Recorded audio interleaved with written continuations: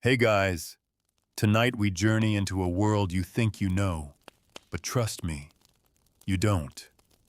When you picture a night in the wilderness, maybe your mind jumps to modern camping, a neat little tent, a roll of sleeping bags, and maybe a camp stove hissing in the dark. But tonight, that fantasy is stripped away. No flashlights, no nylon shelters, no sleeping pad inflated with a sigh and a click. Just you, the cold, and a patch of unfriendly earth under an unforgiving sky.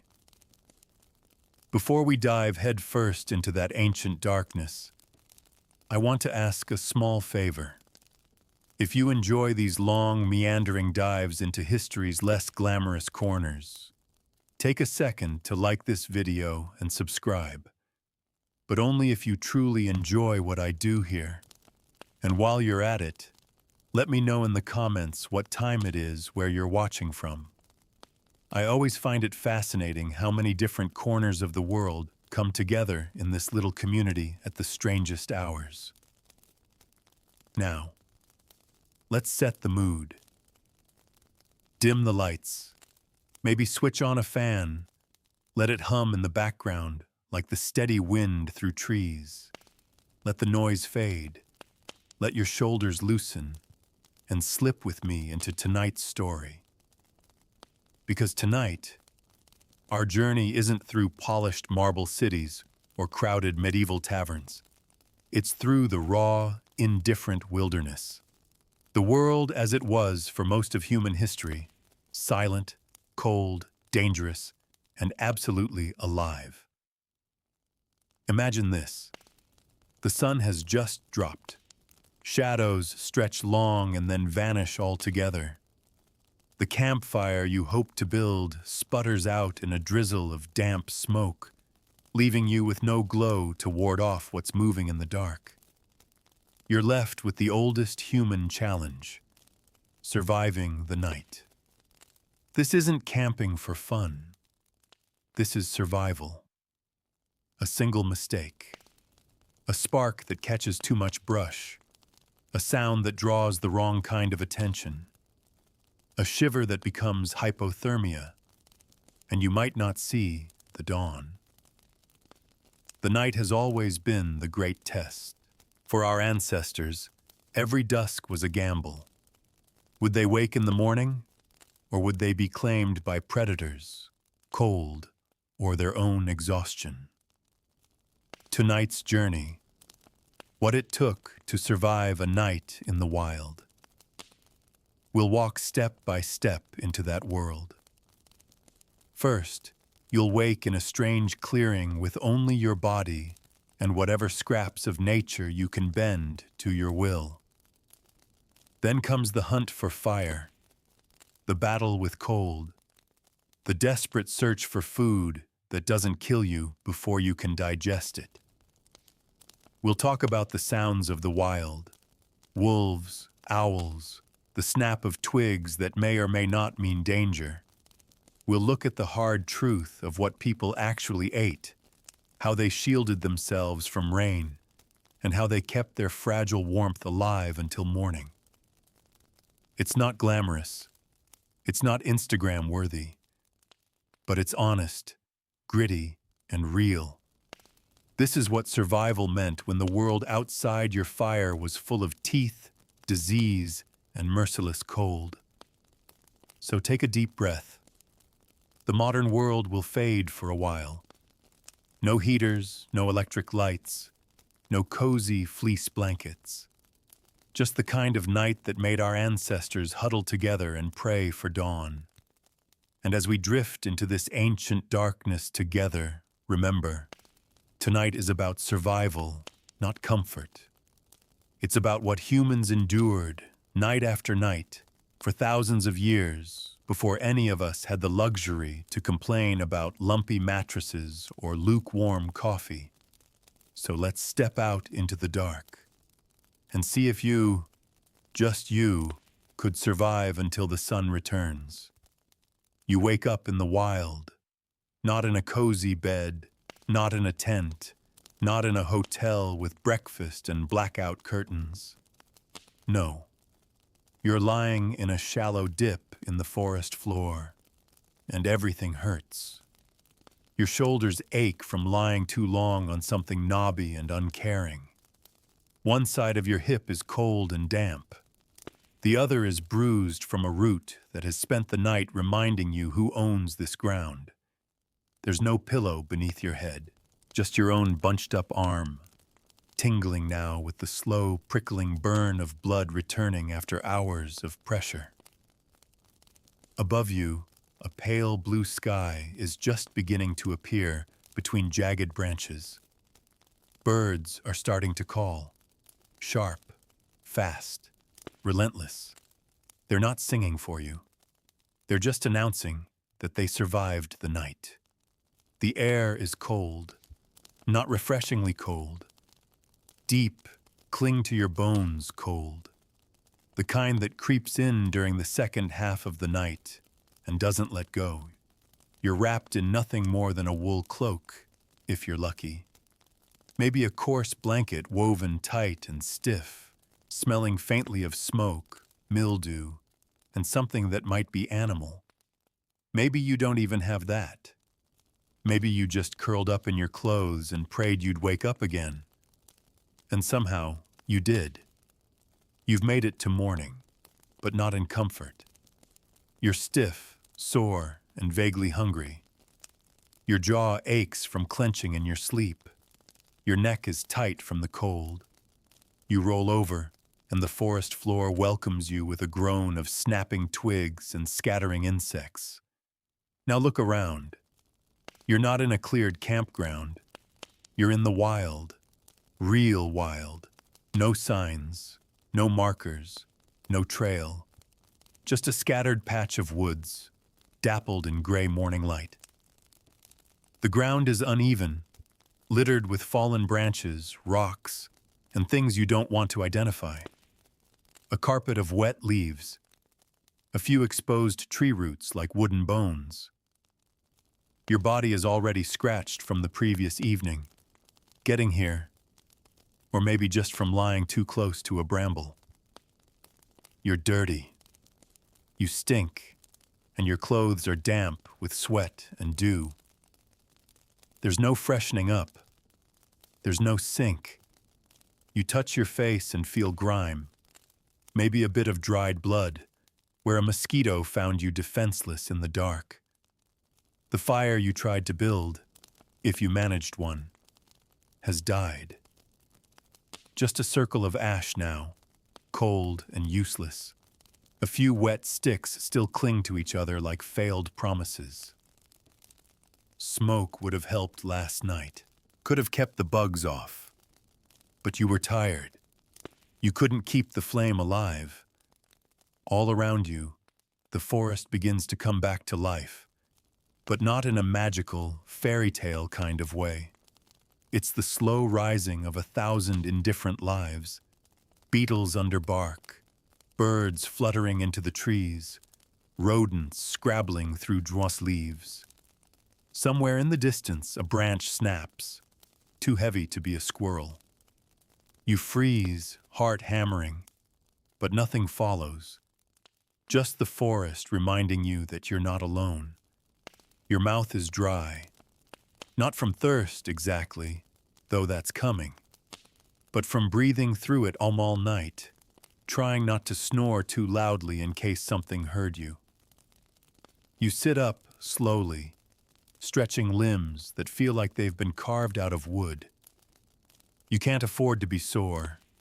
Not here. Not now. Because here's the thing about waking up in the wild. You don't get to just lie around. This isn't a lazy Sunday morning with breakfast waiting and a hot shower 3 steps away. This is survival. Every moment you spend not doing something useful is a risk. Food, fire, water, shelter. Those are your priorities, in that order or the order dictated by your panic. The blanket you slept under, or the cloak you wrapped around your shoulders, is soaked near the edges. Morning dew has done its work. You peel it off and try to fold it. It's stiff, crusty. One corner is slimy with something unidentifiable. You tuck it into your pack, if you have one. If you don't, you just carry it in your arms like some damp, reluctant companion. There's a smell on the air. Earthy, sharp. Mushrooms, maybe. Something fungal. Something growing beneath the rot. The air is clean, technically, but it doesn't feel safe. Not yet. The trees creak as the wind begins to stir. A bird shrieks and flutters off, startled by your movement. And your feet. Oh God, your feet. If you had boots, they're wet. If you don't, you feel every stone, every thorn. The chill creeps through the sole of your foot and up your spine. If you're barefoot or wearing crude leather sandals, you wince with every step. Even in summer, forest floors aren't friendly. There's no clear path out. The world is just trees and more trees, broken only by the occasional shaft of light piercing the canopy like an accusation. You don't know what direction is safe, or warm, or home. You only know one thing. You have to keep moving. You try to remember how you got here. Were you a traveler lost on the road? A scout left behind by mistake? A peasant fleeing bandits? Maybe you were just a wanderer who thought the forest would be peaceful. But last night proved otherwise. The wild is never peaceful. It is indifferent at best. Your hands shake as you fumble for anything in your pack. A crust of bread? A dried fruit? A piece of jerky? No such luck. Maybe a damp satchel with a cracked knife and a piece of rope. Nothing helpful. You're starting from scratch. In the modern world, you wake up and check your phone. In this world, you wake up and check for predators. You haven't eaten. You haven't washed. You haven't spoken to another soul. But the day has begun. And if you want to survive until nightfall, you've got to start now. And so, you rise. You stretch. You cough out the taste of the forest floor. And you begin the day the way your ancestors did. Not with optimism, not with comfort, but with grim necessity. You don't need motivation. You need a fire. You need something to boil water. You need shelter that doesn't leak, and a stick that looks sharp enough to maybe keep something bigger than you at bay. This isn't camping. This isn't nature therapy. This is the original human morning. Cold, tired, bruised, and alive. For now.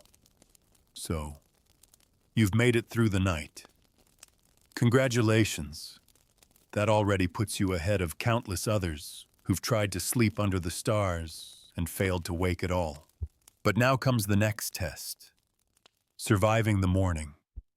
And in the wild, morning doesn't mean birdsong and coffee. It means hunger and the creeping discomfort of realizing you haven't washed in days, if ever.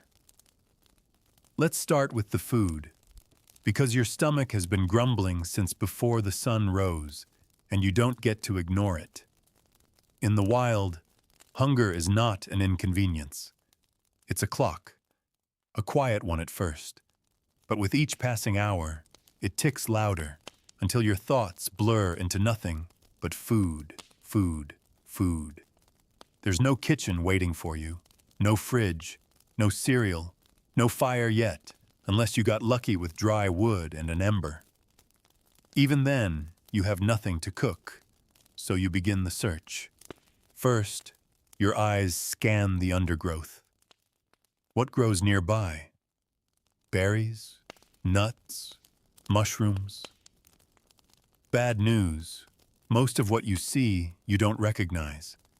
And that's a problem, because in the wild, the line between edible and deadly is thinner than a twig. A berry can look sweet and innocent, but half a mouthful later you're vomiting bile and bargaining with invisible gods. Mushrooms? Same problem, only worse. Some feed you, others feed the worms, and the ones that make you see colors? Well, they might be fun for a monk in a monastery garden. Not for you, starving, cold, and already hallucinating from lack of sleep. Maybe you find some wild hazelnuts. They're small, dry. You crack them with a rock and pray you don't chip a tooth. Or maybe you find sorrel, a little sour leaf that won't kill you, but won't satisfy either. If it's spring, maybe you spot stinging nettles. Yes, they hurt like sin to touch, but boiled, which you currently can't do, they're edible. Kind of. If you like the taste of bitterness and regret. And then there's meat. The idea is tempting. There's probably a rabbit nearby, or a bird.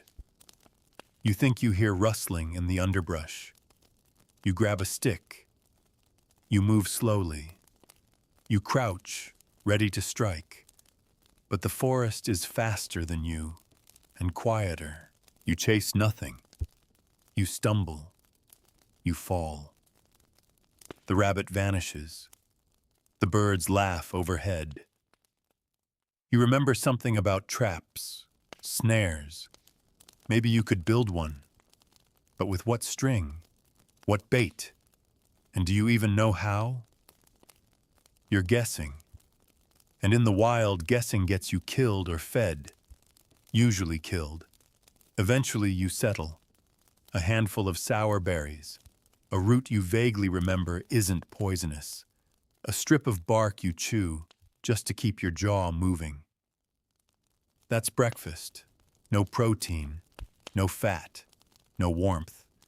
Just the fragile illusion that you've eaten something, when really, you've just reminded your stomach how empty it is. And now we turn to hygiene, or the cruel joke that is medieval wilderness hygiene, because nature doesn't come with a sink. Let's start with your mouth. It tastes like old socks. There's a sharp sourness clinging to your tongue, a fuzzy film that no amount of spitting will fix. Your teeth ache. Not from cavities necessarily, though those are coming, but from being clenched all night in the cold. You rub your teeth with your finger. It helps, barely. Some days people used sticks frayed at the end to scrape the gunk off. Others chewed twigs, hoping the bitterness of bark would clean their breath. You look around for one. Break off a small green branch. Strip it. Chew it. It doesn't help. Your breath still smells like fire smoke, spoiled leaf paste, and dreams of stew. And now the rest of you. You stink. Not in a ha-ha, I forgot deodorant kind of way. No. You reek like damp wool, stale sweat, and wet dog. If the dog had rolled in onions and then cried. Your clothes are stiff with grime. The creases of your skin are packed with dirt. You scratch, and flakes come off.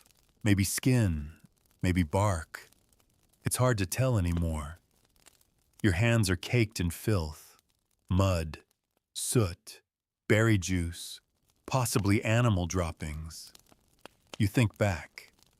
Did you touch your food with those? Yes, you did. And where can you wash? There's no faucet, no basin. You wander until you find water. A stream, maybe. Trickling, cold, muddy. You dunk your hands in. Rinse. It feels like ice. Your fingertips go numb. You splash your face. It burns. Not because it's hot, but because the cold stings your wind-chapped cheeks. Your eyelids ache. But still, you scrub. You're trying to feel clean, not because you're vain. You gave that up when you used your shirt sleeve as a napkin, but because it helps you feel human again. Just a little. There's no soap, but maybe you find some sand. You rub it into your palms. Rough, abrasive. It scours away the top layer of grime, and maybe part of your skin with it. Now the harder problem, going to the bathroom. It's awkward. It's uncomfortable. And it's dangerous. You need to go, but you don't want to do it near where you sleep. And you definitely don't want to do it where you eat, if you ever get to eat again. So you walk. Find a spot far from camp. Dig a shallow hole with a stick. Squat. Glance over your shoulder the entire time. Every sound makes you tense. You feel exposed, vulnerable, because you are. There's no toilet paper, no soft, comforting squares of modern luxury. You reach for leaves. Pray they're not poisonous, and afterward, you wipe your hands in the grass, rinse them in the stream again. But you still feel unclean, because you are.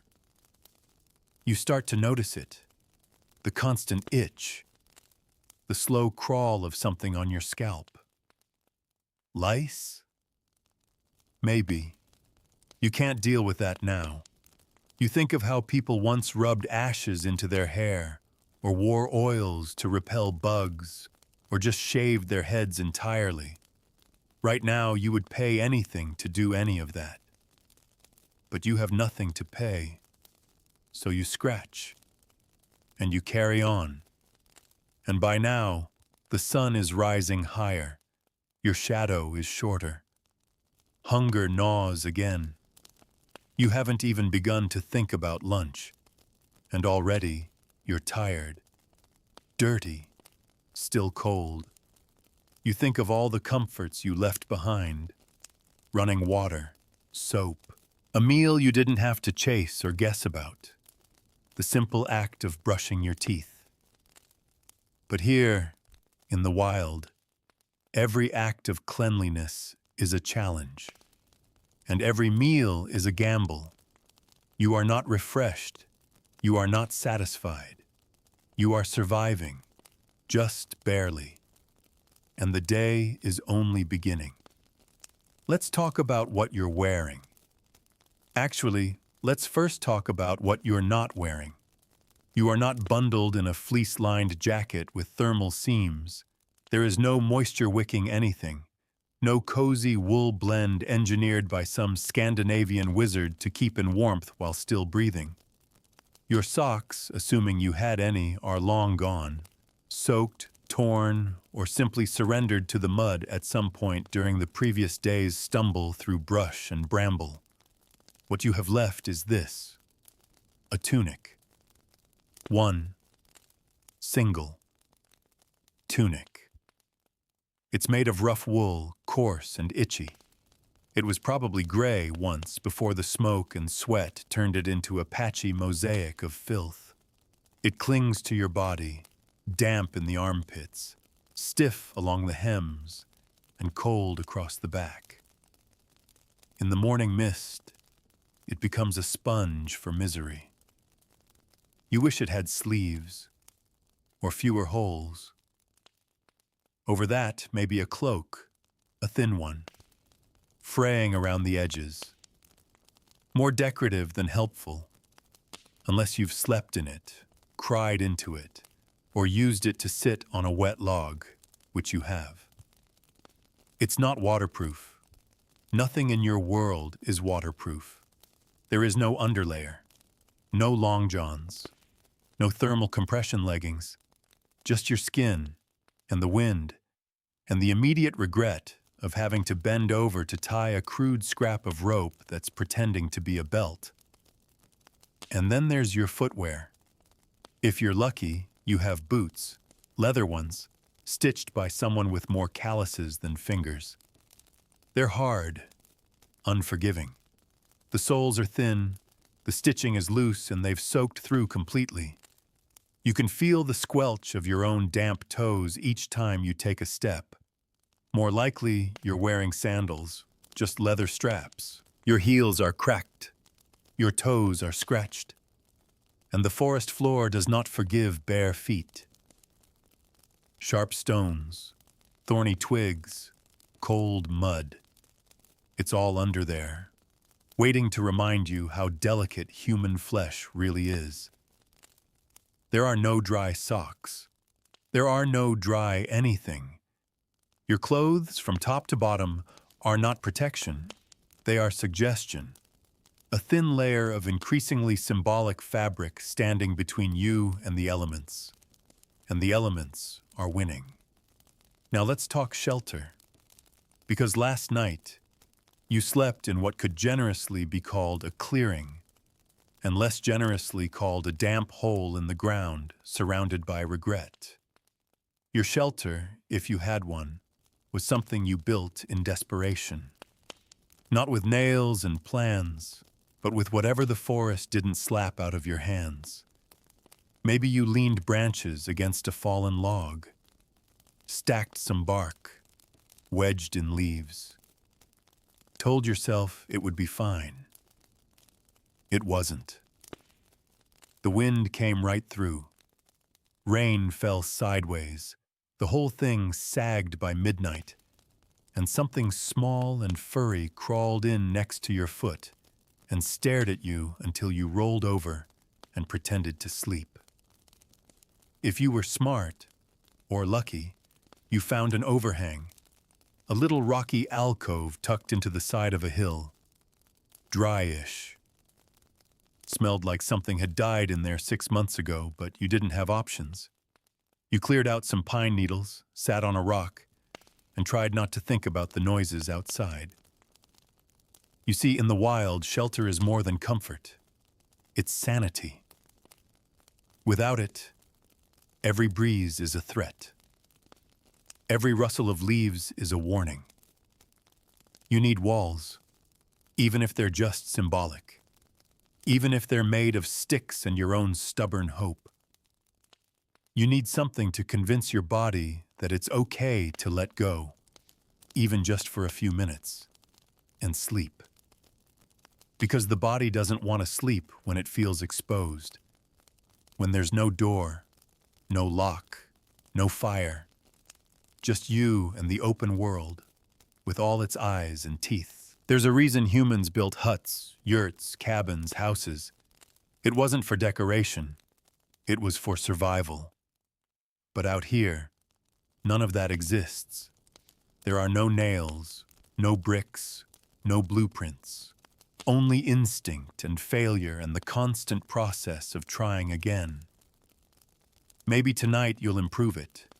Reinforce the sides. Add a layer of moss to keep the wind out. Pile more leaves on the roof. Create a bed of dry grass.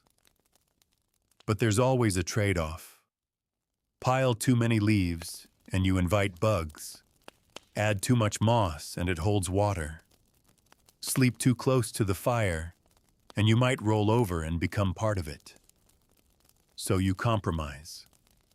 You do what every human has done for thousands of years. You make just enough shelter to get through this night. And then, if you're lucky enough to survive it, you do it again. Over and over. Because out here, the world doesn't care if you're cold, or wet, or tired. It doesn't care if your boots are falling apart, or if your tunic is stiff with yesterday's rain. It just is, and it is enormous. There's no one coming with a tent, no rescuer with a blanket, no magical cottage hidden in the woods with hot soup and a dry bed. Just you, your clothes, your scraps of shelter, and the knowledge that if you don't improve things tonight, they'll get worse tomorrow. And so as the morning fades and the sun climbs higher, offering light but not warmth, you start to plan. You search for straight branches, dry bark, a patch of dry ground you could maybe call home, even if just for one more night.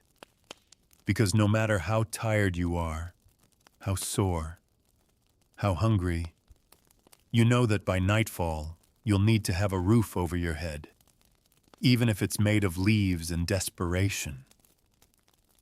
There's a misconception about the wilderness, a dangerous one.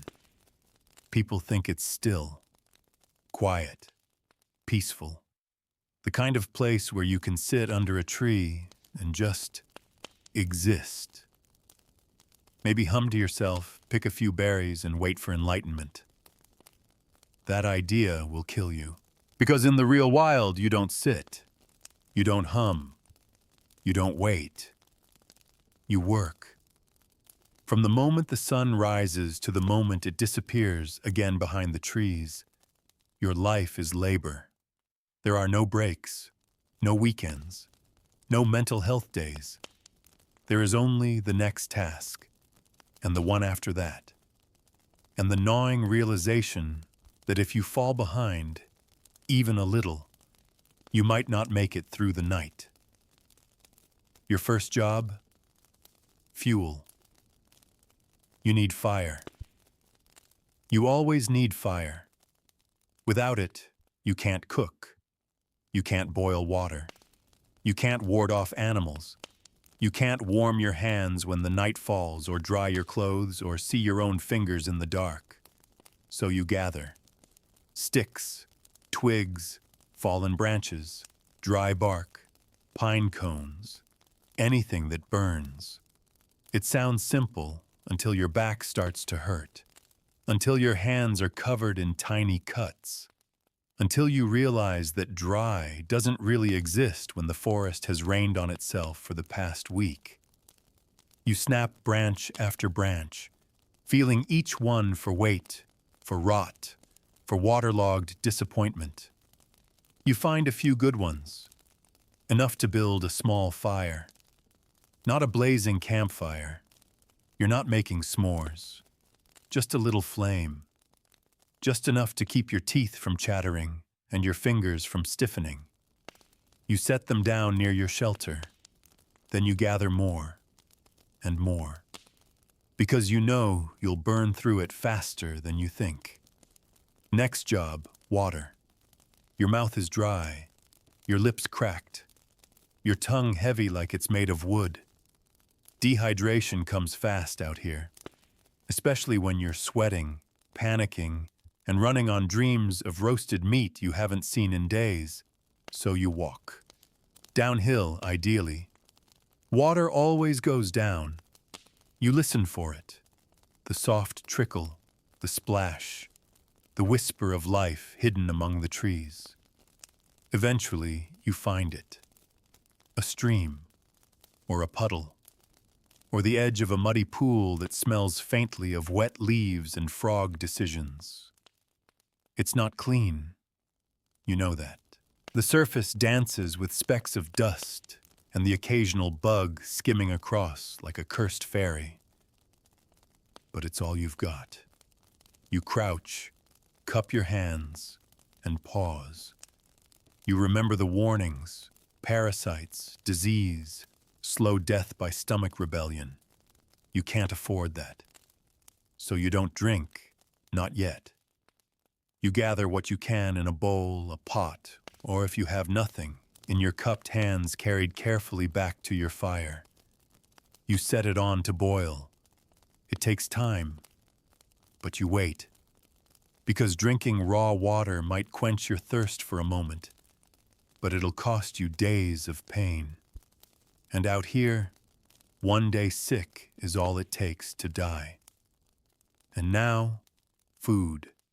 Always food. The hunger has sharpened. Your stomach growls in protest. You can feel your energy leaking away, one shaky footstep at a time. You don't have a bow or a knife worth using, no fishing rod, no snare line, no weapon at all, unless you count a sharpened stick that bends when you breathe on it. But you try anyway. You check for signs, tracks in the dirt, droppings, scratches on tree bark. If you're lucky, you find something. A rabbit, a bird's nest, even a frog. You stalk it slowly, but you're loud and clumsy, and you smell like smoke and fear. It hears you, sees you, and vanishes. Still some. You don't stop. You try again and again. Eventually, you settle for foraging. You tear bark off trees, search for insects, beetles, grubs. You gag a little just thinking about it. But then you think of your aching limbs, your empty belly, your shaking fingers, so you swallow hard, and you chew. It's bitter, crunchy, somehow both wet and dry at the same time. But it's food, and it's yours. Next task, fortify your shelter. Because what you built last night, that sorry half roof of twigs and dreams, won't survive another night. The wind is picking up. Clouds are forming. You don't want to wake up in a puddle again. So you drag heavier branches. You weave grasses. You pack mud against the edges. It's not pretty, but it might hold. You work until your hands are raw. Your shoulders ache. Your knees are stained with dirt. You haven't looked in a mirror in days. You wouldn't recognize the person staring back if you did. But you keep going, because you have to.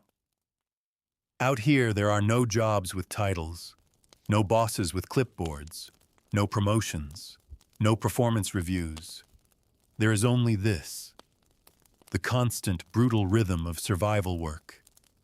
Every hour must be filled, repairing gear, drying clothes, sharpening sticks, reinforcing walls, checking traps, and every job is done with tools so primitive you'd laugh, if you weren't already crying. A rock becomes a hammer, a branch becomes a mallet, a strip of cloth becomes a bandage, a piece of bone becomes a needle. There's no instruction manual. You learn by failing, and failing means cuts, infection, hunger, cold.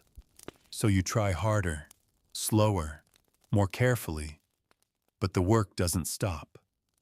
Because now the sun is lowering again, and you realize you've only just kept up. You haven't advanced. You haven't stored food for tomorrow. You haven't fixed the hole in your cloak. You haven't found anything better than bark soup and grub garnish.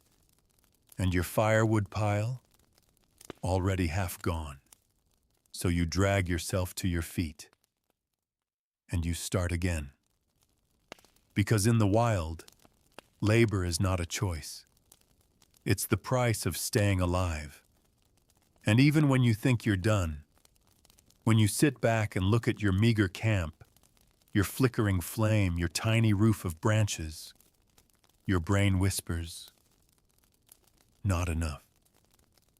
Because there's always something you missed, something you forgot, something that'll bite you, burn you, or starve you when night returns. So you rise, and you keep going. When you're alone in the wilderness, truly alone, your mind doesn't stay quiet for long. It wanders. It searches. It invents. And in a world without science textbooks, without weather forecasts, without biology classes or GPS or Google, the only way to explain the terrifying unpredictability of nature is belief. You may not consider yourself a spiritual person in the modern world, but out here, when the wind howls through the trees and something unseen snaps a branch just out of sight, you start to pray to something, anything. Because surviving a night in the wild isn't just physical, it's spiritual, and always has been. Back then, the wild wasn't just a place. It was a presence, a force, a realm of spirits, demons, gods, and hungry things that watched from the dark.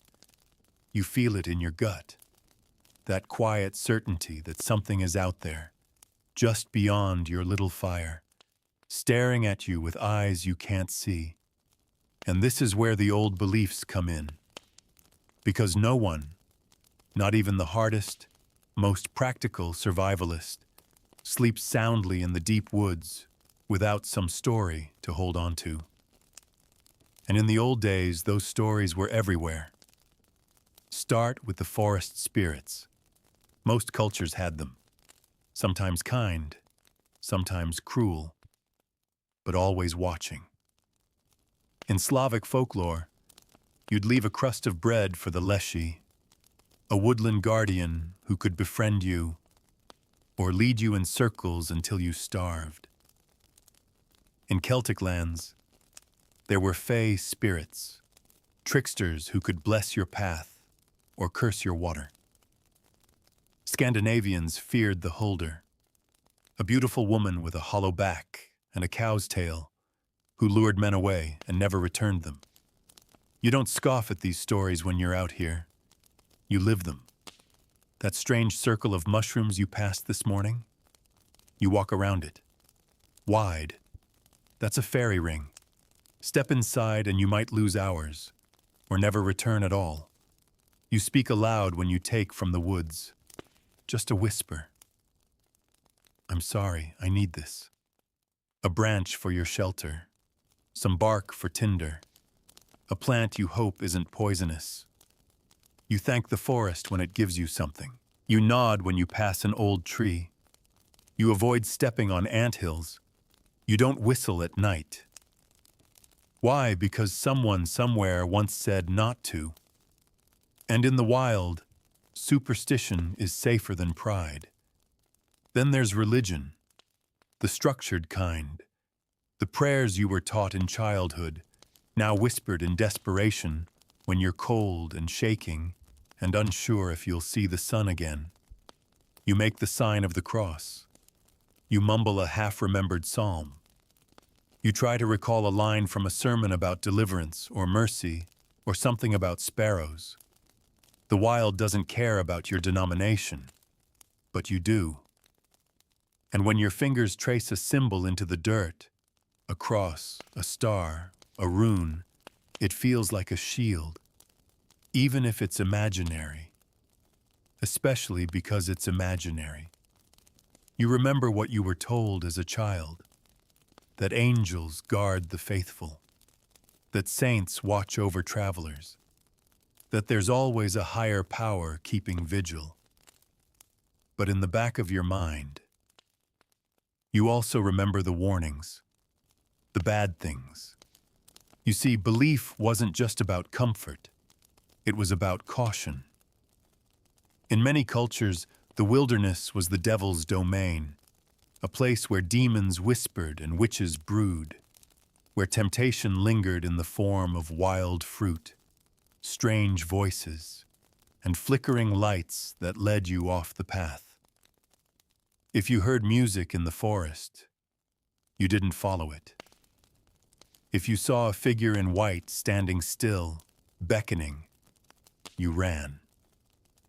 If something called your name in the exact voice of someone you loved, but that person was nowhere near, you did not answer. The wild could mimic, trick, lie, and your only defense, prayer, ritual, silence. You might carve symbols into bark, or tie knots in string for protection, or keep a charm in your pocket, a stone, a coin, a bone, a nail. You don't know if it works, but that's not the point.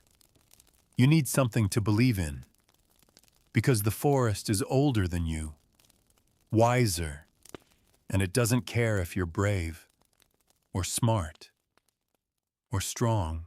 It only cares if you respect it. And so, you mutter charms under your breath. Not because they're magic, but because the silence is too loud without them. Then there are the omens. The crow that flew east this morning. Good. The owl that hooted 3 times before dawn. Bad. You step over a fallen tree with your left foot, not your right. You touch wood when you speak of making it through the night. You don't look into still water after dark. And if your fire burns blue, you add more wood, fast, and don't ask questions. You're not a believer, not really. But you've learned that belief isn't always about religion. Sometimes belief is just the human mind trying to make sense of chaos, trying to survive the dark with a story in its hands.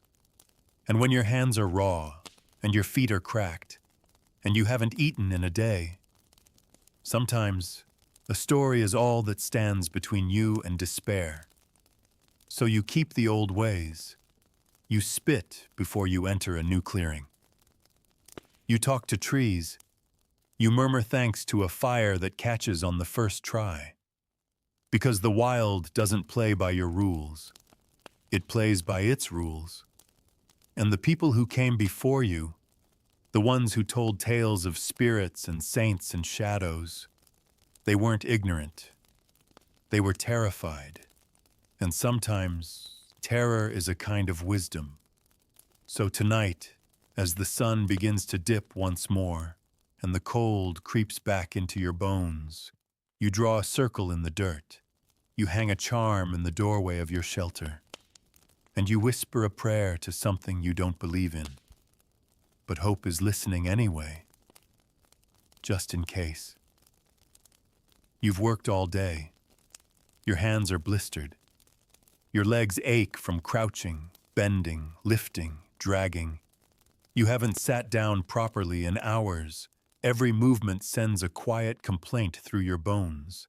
And now, as the light turns gold and the trees stretch long shadows across the forest floor, you realize something.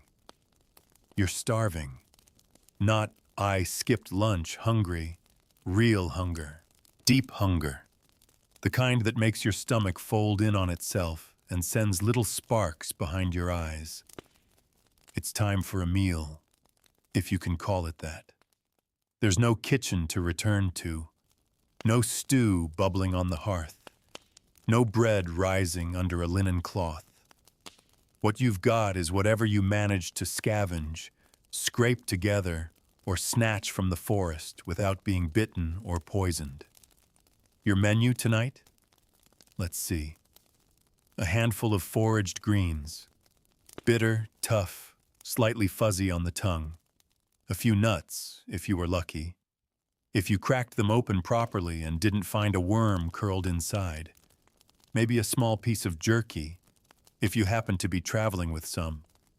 It's hard as wood, salty, and smells vaguely like regret, but it's calories. And if you're really fortunate, and we're talking wildly fortunate, you managed to catch something. A rabbit, a bird, even a lizard. You had to kill it, skin it, gut it, and then cook it, or at least attempt to, over your tiny sputtering fire. No spices, no oil, no pots or pans. Just the meat skewered on a stick, turning slowly, hoping it doesn't fall into the flames. You eat cautiously, not because you are being polite, but because you're not sure it's cooked all the way through. One bite too raw, and you'll spend the night curled around your belly, wishing you hadn't been so optimistic. But the firelight softens everything, even the taste. Smoke gets into your food, and your clothes, your eyes, your skin. But right now, it's comforting. It means heat. It means you did something right. You chew in silence, staring at the flickering flame, and for a moment, you feel almost human again. Meals in the wild aren't about flavor. They're about survival. They're about ritual. They're the brief pause in your day where you sit still, feed the machine that is your body, and remember what it means to not be doing 10 things at once. But let's say you're not alone. Let's say there are others around your fire. Just a few other survivors, travelers, foragers, outcasts. The moment you start eating, the dynamic shifts. Food becomes social. You pass around the meager supplies. Everyone tears off a piece, sips water from a shared vessel, chews in unison. There's no feast, but there's company.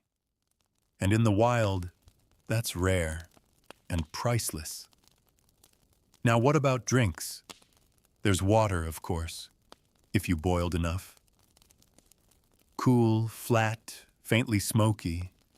But if you're lucky and you're not in the deepest part of nowhere, someone might have something stronger.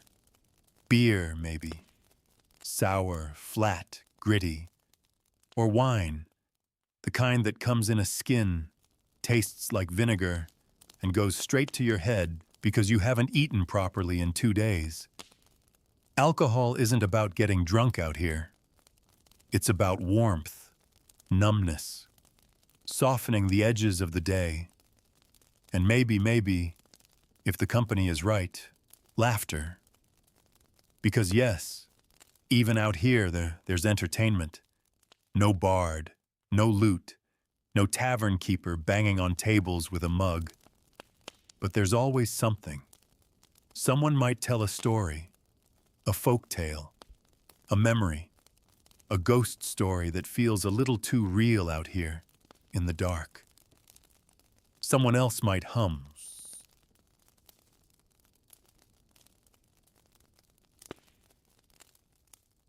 Just quietly, a song their mother sang when they were a child, the tune soft and haunting, barely carrying past the firelight.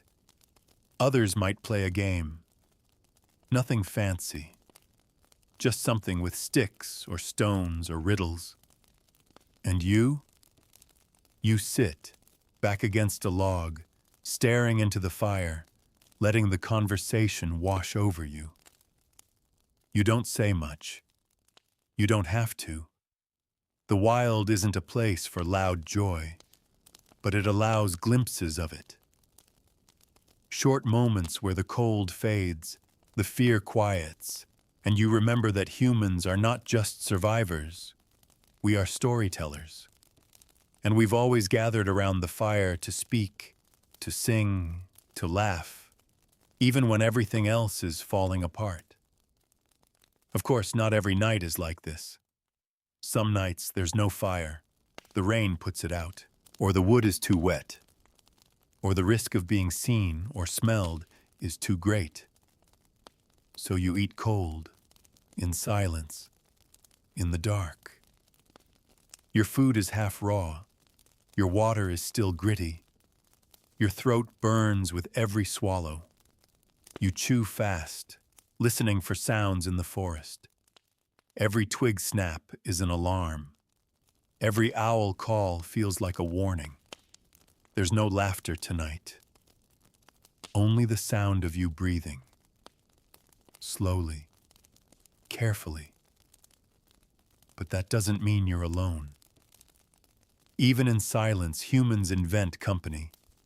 You talk to the fire as it dies. You whisper to yourself as you eat. You remember old jokes. You mouth the words of songs long forgotten. You hum quietly, just to prove your voice still works. Because entertainment isn't always shared. Sometimes it's just the fragile flame you build in your own head to keep the night at bay. You remember things, the meals you used to have, the clatter of plates, the smell of stew, the feeling of being full, truly full, and knowing that dessert was still coming. You remember laughter, real laughter, where your stomach hurt, not from hunger, but from joy. And for a moment, you close your eyes and pretend you're there again. Warm, fed, safe. But the wind reminds you where you are. The night deepens, the fire dies, and the meal is over. No seconds, no scraps, no dessert. You wipe your hands on your tunic, brush crumbs off your lap, pack away what's left, if anything. Tomorrow, you'll do it all again, if you're lucky. You feel it before you understand it. A tightness in your throat, a twitch behind your eyes, the faint heat in your forehead that wasn't there yesterday. You wake up in the wild and something's wrong. Your skin feels heavy. Your muscles ache in a new way. Not the exhaustion of labor, but the slow, creeping burn of something internal. You cough. Not once, but twice, 3 times, and that's when the fear settles in.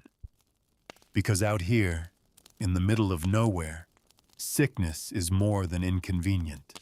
It's dangerous. Even something small, a fever, a cold, a stomach ache, can spiral. Fast.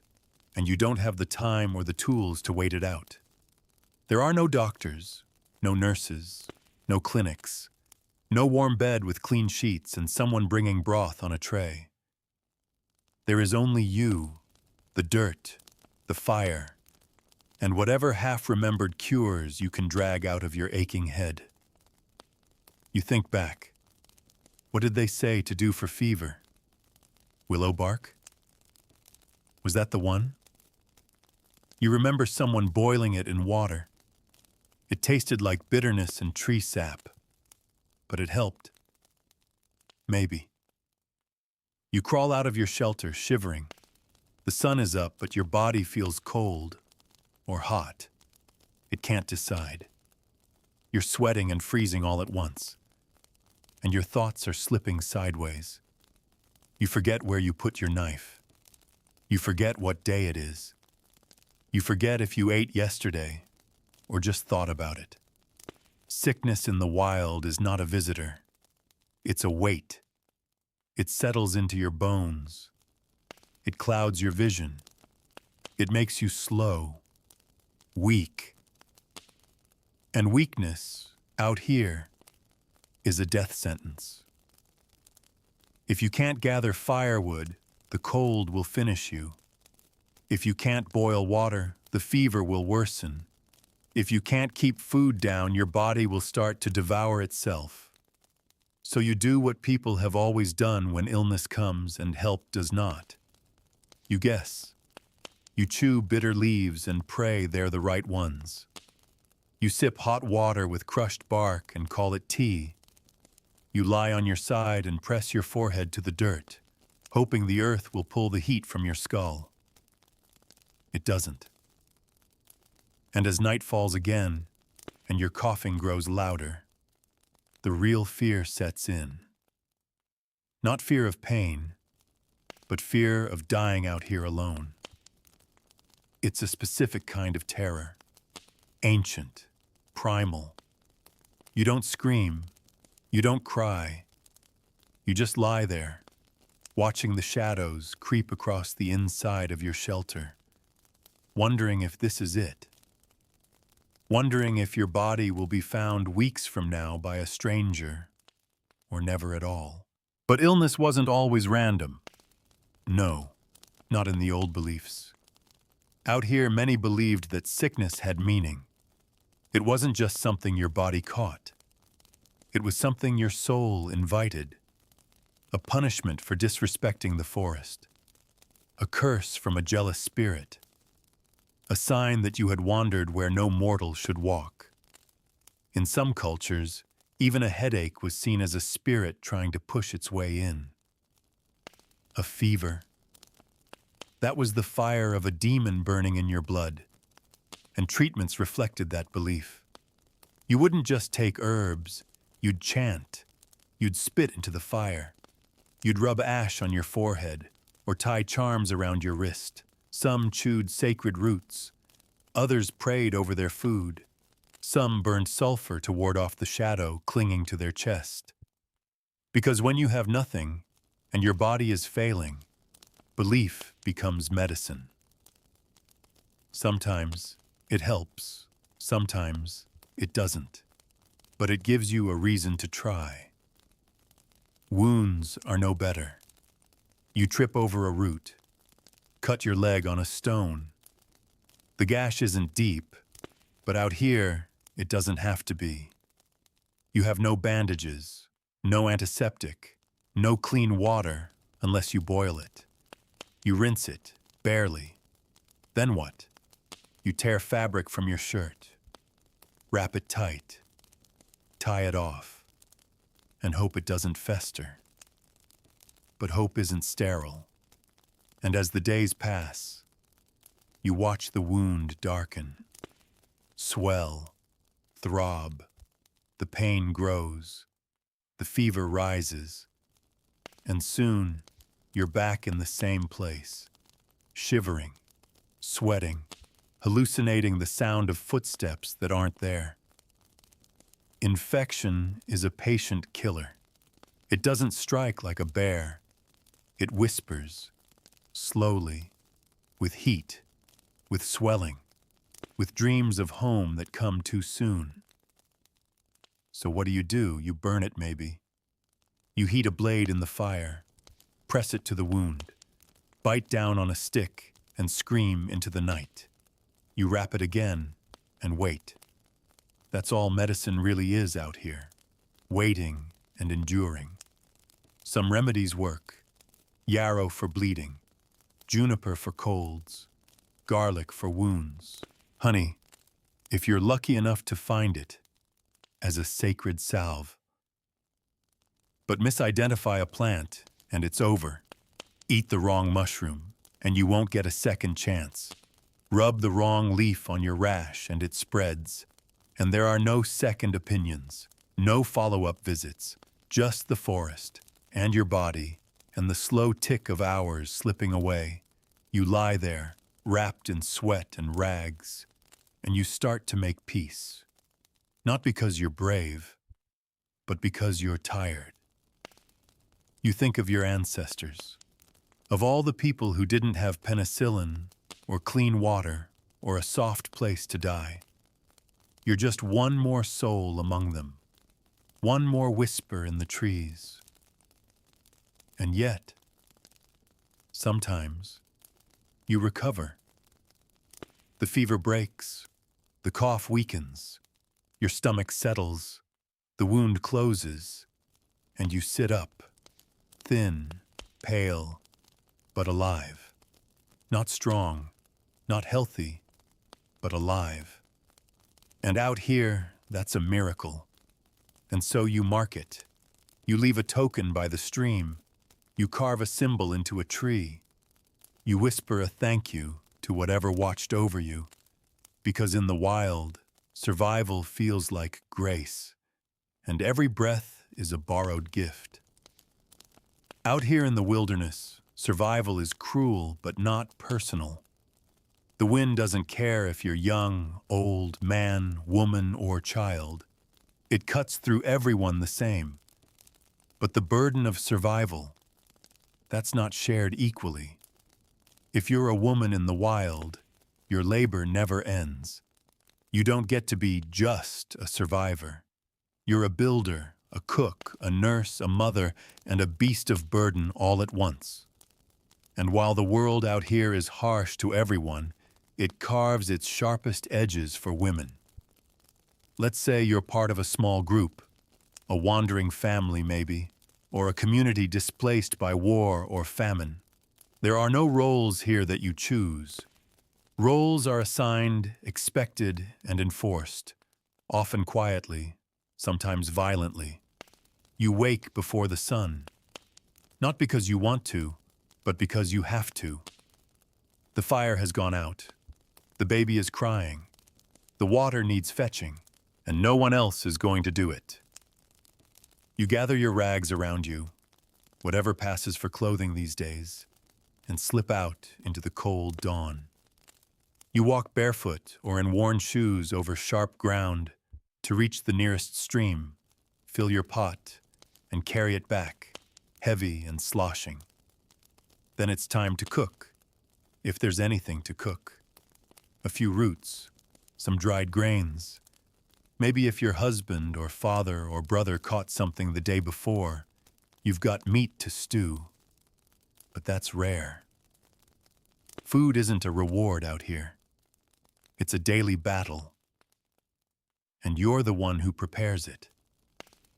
With hands already raw from gathering wood and washing in freezing water, you scrape the skin from tubers and boil them in smoke-blackened pots. The children are hungry before it's done. They always are. They whine. You hush them. You tear pieces of your own meal to feed them first. That's how it works. Out here, motherhood is a mix of instinct and exhaustion. It's holding a child on your hip while you stir a pot over open flame. It's mashing herbs into a paste to soothe a fevered brow. It's knowing which plants calm pain and which ones stop bleeding, because no one's coming to help. You are the help. You're the nurse, the teacher, the guardian. You rub ash into your skin to cover your scent. You tie bells to your toddlers so you can hear them if they wander too far. You train your children to be quiet at night, to freeze when you hiss, to run only when you say run. There's no room for softness, not out here. Children grow up fast, or they don't grow up at all. If you're a child in the wild, your life is work.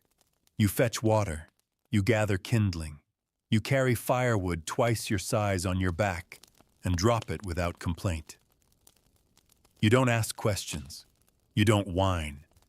You don't play unless someone says it's safe. And even then, you keep an eye on the adults. There's no bedtime story, no toys, no school. Your education is survival. How to recognize a predator by its tracks. How to make a snare from a vine. How to hide and not breathe when strangers walk by. You don't cry often. There's no point. You've seen people die, quietly, sometimes violently. You've seen animals gutted, friends vanish. You've learned to whisper, to walk soft, to listen. And if you're still alive at 10, it's not luck. It's because you've already done more than most adults ever will. But it's the mothers who carry the heaviest burden. Because they carry everyone. They are the ones who keep the group together, who make the plans, who know how much grain is left, how much water is safe to drink, which child has a fever and which one is just tired. And they never stop moving, even while pregnant, especially while pregnant. Because pregnancy, out here, isn't sacred or celebrated. It's dangerous. Every day your belly grows, you become more vulnerable. You can't run as fast. You can't climb. You're a target. For animals, for men, for fate. And when the time comes, there's no midwife, no clean sheets, no warm water, just a flat patch of ground and a fire, and the hope that your body remembers what to do. You might have help, a sister, a mother, another woman who has done this before. But she has nothing to offer except hands and cloth and whispered words. And when the pain begins, there's no escape. You bite down, you scream, you push, and you hope. You hope the child is alive. You hope you stay alive. And when it's over, if you're both breathing, you tie the cord with a strip of linen, clean the baby with cold water, and hold them close. Then you go back to work. Because there's no rest. Not here. And the others? They rarely thank you. They're too tired themselves. But they depend on you. Every hour of every day. Without the women, nothing would function. There would be no firewood, no food, no medicine, no children, no survival. And yet, for all of that, women are often treated as secondary, as tools, as afterthoughts. They sleep on the edges of camp. They eat last. They carry the weight, literal and emotional, and still get blamed when things go wrong. But they keep going, because they have no choice. And what about family? Out here, the concept is flexible. Family isn't always who you're born with. It's who shares your shelter, who watches your back, who helps bury the bodies when someone doesn't come back from a hunt. It's messy. It's fragile. It's built not on blood, but on need. If someone's sick, you help them. If someone's hurt, you carry them. If a child loses their mother, you become the mother, because no one survives alone. Even in the wild, we cling to each other, even when we're filthy, starving, and broken, even when we argue, even when we hate each other, because something in us still believes in family, even if that family is just a fire, a pot, and two people who promised not to let each other die. It's afternoon now. The sun sits high, but it offers little kindness. The light is bright, sure, but it doesn't warm your bones. It just makes you squint, sweat, and realize how much more work there is to do. You're tired. Your stomach is empty again. The brief comfort of the morning's small meal has long burned away. Now you feel the hollow space beneath your ribs. And yet, you can't stop. Because there's no luxury of rest out here. The forest isn't finished with you yet. And neither are the people around you. That's the thing about the wild. You expect the danger to come from animals, from storms, from the cold creeping into your boots. But often, the real danger comes from other people, and from the slow, brutal grind of social conflict when resources run thin and nerves fray. It starts small, a missing piece of dried meat, a water pouch left suspiciously empty, an argument over who gets to use the driest patch of shelter.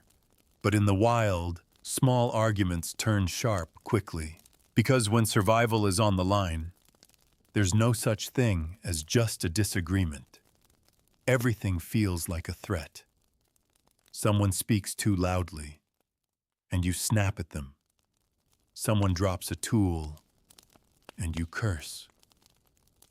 Someone suggests you didn't pull your weight, and suddenly your hand is clenched around a stick, your voice rising, your body bracing for a fight.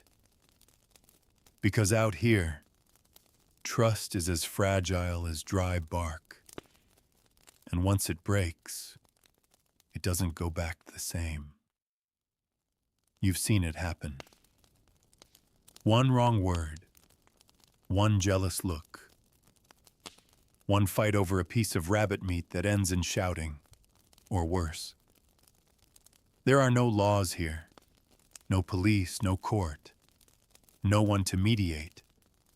If someone wrongs you, they might get away with it. If someone steals from you, and they're stronger, they'll keep stealing. And if you're the one who breaks the rules, well, justice in the wild is swift and ugly. It might be exile, just that. No ceremony, no shouting, just someone grabbing your pack and telling you to go. And once you go, You're on your own, which out here is often the same as being dead. Or maybe justice comes in the form of punishment. Physical, crude, a slap, a blow, a scar to remind you not to cross that line again. Because when the group is all that keeps you alive, anything that threatens that balance, even your attitude, becomes a danger. Sometimes, the punishment is whispered. Food gets passed around and skips over you. The good sleeping spots get taken first. You get the wet side of the lean-to, the side that leaks. No one looks at you. No one speaks to you until you break. Apologize or leave. And then there's power. Yes, even in the wild hierarchy forms. Who makes decisions? Who decides when it's time to move? When it's time to stay? Who eats first? It's rarely voted on. Sometimes it's the strongest. Sometimes it's the cleverest. Sometimes it's just the person who talks the most and stares the longest without blinking. If you're lucky, the leader is fair. If you're not, the leader is cruel. And you're stuck in their shadow, doing what you're told, or else.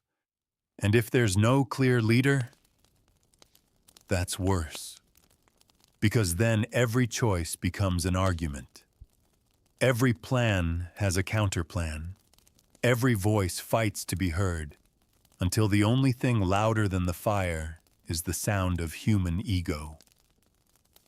Eventually, someone storms off. Sometimes they come back. Sometimes they don't. But let's say you're alone. There's no one else to argue with. No one to steal your food. No one to punish or forgive you. You'd think that would be easier. But it isn't. Because when you're truly alone in the wild, your biggest conflict isn't with others. It's with yourself. You start to doubt your choices. Should you have gone left at that fork in the trail? Should you have stayed near the river? Should you have eaten that mushroom? Should you have lit a bomb last night, or hidden in the dark instead? The questions don't stop. They gnaw at you. You replay your mistakes, real or imagined, over and over. And there's no one to interrupt you, no one to blame, no one to forgive. Just you and the consequences. But survival doesn't care about your guilt. It doesn't care about your loneliness. The forest is still indifferent, so you push those thoughts aside, or try to. You distract yourself with tasks. You go looking for more firewood, even if you have enough. You dig for roots. You adjust the walls of your shelter for the third time that day. Not because you need to, but because stopping means thinking. And thinking leads you back to everything that could go wrong. But sometimes, conflict comes not from anger or isolation, but from grief. You lost someone. Out here, that's almost inevitable. A friend, a child, a partner. One day they were beside you, complaining about cold toes or burnt meat. The next, gone. Fever, wounds, an accident, an animal, or just vanished. Taken by the forest without explanation. And you can't mourn properly. You don't have the time. You still have to gather food, still have to build your fire, still have to survive. So you carry the grief like a stone in your gut. Heavy, always there. You talk to them when no one's around. Just a whisper like, "I found your knife," or "You'd laugh if you saw how I fell in the stream today." Or, I'm still here. Because saying it out loud feels like defiance, like proof that you haven't gone silent yet. But the pain builds, and one day, when someone snaps at you, or something breaks, or you burn your hand in the fire, you lose it. You shout, you throw something, you cry. Not for the fire, not for the lost meal, but for everything else.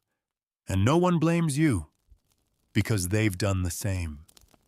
Because out here, everyone breaks eventually. And sometimes breaking is what keeps you human. The sun begins to drop, not dramatically, not like in paintings, where the horizon glows in fire and gold. No, out here, sunset is slow and unsettling. The light slips away in stages. The trees lose their warmth. The sky dims inch by inch, and shadows stretch until they touch. And with every passing minute, you feel it creeping in again. The fear. Because night in the wild is not romantic. It is not peaceful. It is not gentle. It is a cold, growing silence broken only by the rustling of leaves, the distant crack of a branch, the haunting cry of something you don't recognize and don't want to. You can't see what's out there. You never can. But you know it's there. The daylight gave you the illusion of control, the lie that your fire, your tools, your willpower were enough. But now, as the forest darkens, that illusion dies, and all you're left with is instinct and dread. You try to build your fire again, hands shaking, twigs snapping too fast, your breath catching with every gust of wind that nearly steals your tiny flame. You huddle close to it, like a moth, like a child, because in the dark, light is life. And everything else is threat. Every sound feels louder. An owl calling from the treetops makes your shoulders tense. You listen. Is it just one? Was that an echo? Or something bigger? There's no such thing as silence in the forest. Not really. It breathes. It moves. And tonight, it's watching. You eat whatever scraps you've saved, chewing fast, eyes darting between the trees. No fire too big, no scent too strong. You don't want attention, because attention in the wild can mean death. Wolves? Maybe. You haven't seen any, but you don't need to. You've heard stories of eyes in the night, of howls that begin as one, then multiply. You've heard that when wolves come, they don't come from the front. They flank you. They circle. They wait. You try not to think about it. You tell yourself there's nothing out there, that the noises are just wind and birds and harmless animals. But your body disagrees. Your pulse races. Your skin prickles. You feel watched, even when you're alone. Especially when you're alone. And it's not just animals that haunt the night. It's people. Bandits, raiders, strangers with empty stomachs and sharp knives. You've heard tales of them too, stealing what little others have, simply because they can. Out here there are no laws, only firelight and shadow, and the thin line between safety and silence. So you sit in your shelter, knees drawn to your chest, blade in your hand. Even if it's just a broken knife or a sharpened stick, and you wait. Sleep tempts you, teases you, but it doesn't come easily. Because sleeping out here, that's the final gamble. Close your eyes and the world keeps turning. The wind keeps moving, and anything could find you. So you resist. You fight it. You tell yourself just a little longer, just until the moon rises, just until the fire gets low, just until the fear dulls enough that your muscles loosen. Eventually, exhaustion wins. Not comfort, not safety, just the raw, overwhelming need to rest. You drift, half asleep, half listening, your body curled tight as a question mark. Every crackle of the fire makes you twitch. Every breeze sounds like footsteps. And then, at some point, you wake. Not fully, just enough. You open your eyes to darkness. Real darkness. The fire has died. The warmth is gone. And the fear, that old, familiar fear, returns with force. You don't move. You don't breathe. You listen. Is something breathing near you? You can't tell. Your heart pounds. You reach for your blade, clutch it to your chest. You stare into the dark until your eyes invent shapes. Trees that look like people, shadows that crawl. And then, slowly, gently, nothing happens. And that is almost worse, because now you're waiting for something that may not come. And the silence? It's loud enough to drive you mad. You remember suddenly how many didn't survive nights like this. How common it was to go to sleep and simply never wake. Cold took them, or sickness, or something that slithered in without a sound. You are not special. You are not invincible. You are just one more warm body in a world that doesn't promise anything.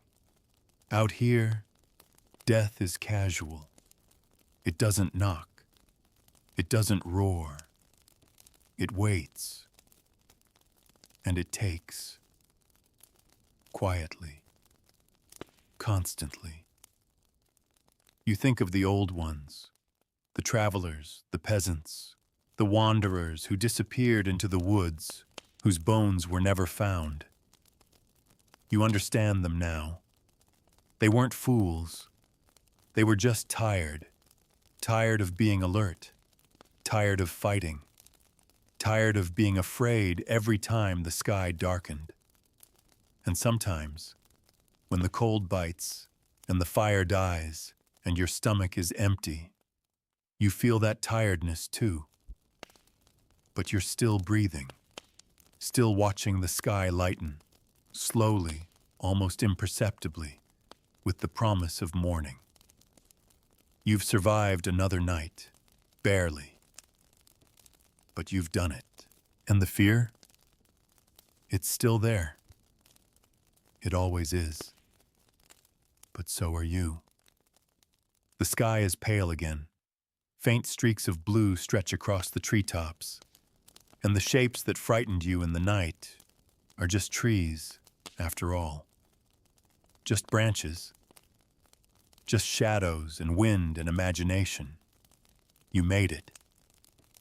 Another night survived. You sit up slowly, joints creaking like old wood. Your back aches. Your fingers are stiff.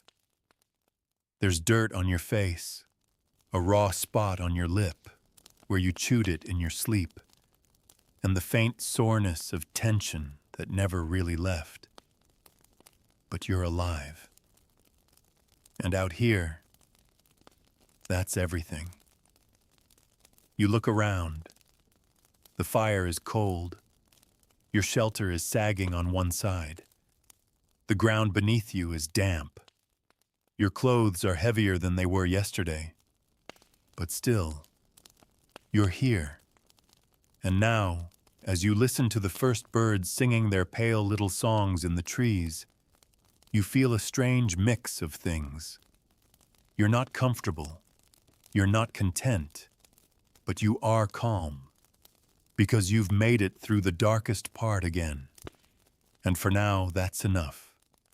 You remember everything it took: the hunger, the cold, the aching search for food that barely qualified as food, the endless labor, dragging sticks, boiling water, building fire, then building it again and again and again.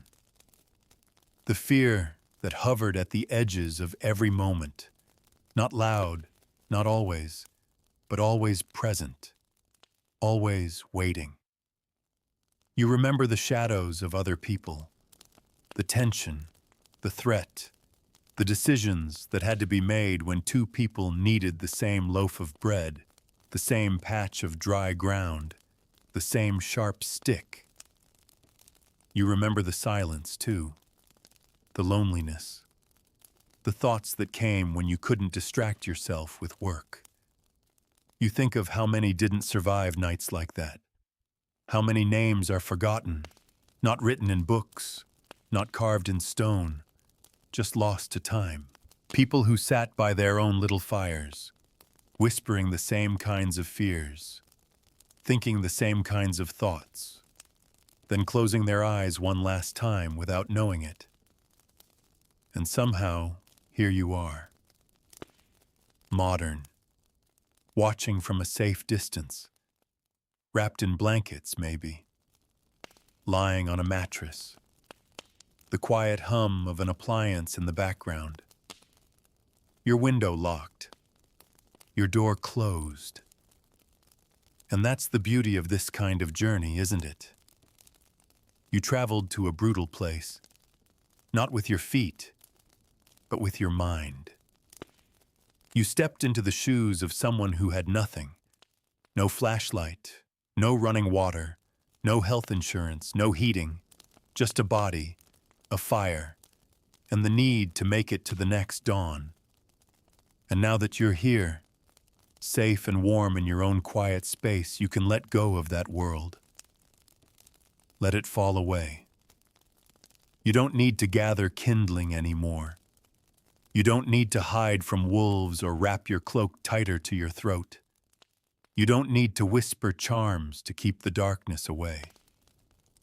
Because you're not out there anymore. You're home. And as you lie still now, eyes soft, breathing slowing, let the weight of everything you don't have to do fall from your shoulders. You don't need to sharpen a stick tonight. You don't need to wash your face in a cold stream. You don't need to swallow something bitter and pray it doesn't kill you. You don't need to sleep with one eye open. Tonight, your roof doesn't leak. Your bed doesn't crawl. Your door won't swing open in the wind. And no one will circle your camp. You're safe. And more than that, you're grateful. Grateful for soft things, warm things, quiet, clean, boring things. Grateful for food that doesn't make you sick, for water that flows from a tap, for medicine that works. Grateful for the things we so easily forget, until we spend an hour or a night or a whole imagined life without them. That's what history is, in the end. Not just facts or dates. It's memory, and empathy, and perspective, and the realization that, while the world has changed, human survival hasn't always been a comfortable story. It's been desperate, and dirty, and real. But now, you've walked through that fire. You've crouched in that shelter. You've heard the sounds in the dark and held your breath with every crack of a branch. And now you can breathe again. Deep, slow, steady. You're not in the wild anymore. You're here, present, alive, comfortable. So let your body sink into the mattress. Let your shoulders drop. Let your breath slow. There's no labor now, no cold, no hunger, nothing chasing you, no one asking anything of you. Just stillness, just peace, just rest. You've made it through the night, and now you can sleep. Sleep deeply, sleep safely, sleep knowing that the fire is out, and it doesn't matter anymore. Because this time, you don't have to wake up in the wild. Sleep well.